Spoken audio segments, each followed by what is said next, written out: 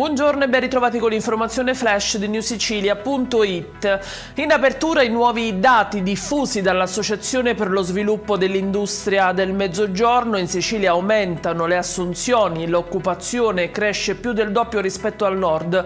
Soddisfazione è stata espressa dal presidente della regione Renato Schifani. Oltre 174.000 i nuovi posti di lavoro, ha commentato il governatore sui social.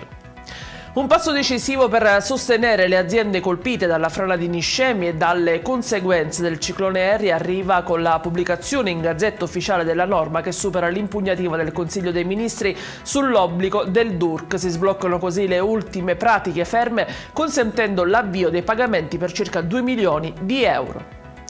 La cronaca con un drammatico incidente avvenuto nella notte lungo la statale 113 nel territorio di Campofelice di Roccella, dove ha perso la vita Davide Bellina, 39 anni. Secondo una prima ricostruzione, il motociclista si è scontrato con una Jeep Renegade guidata da un uomo di 57 anni. Situazione critica anche per un bimbo di 5 anni investito ieri da un furgone mentre si trovava sul lungomare di Cefalù.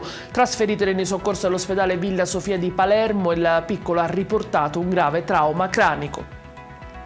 In chiusura l'assalto nella notte al bancomat dell'ufficio postale di via Tripoli a Ficarazzi nel Catanese. I malviventi hanno utilizzato la cosiddetta tecnica della marmotta. La violenta esplosione ha provocato ingenti danni alla struttura dell'edificio, svegliando i residenti. Nonostante l'esplosione però la cassaforte non è stata asportata e il colpo sembrerebbe non essere andato a segno.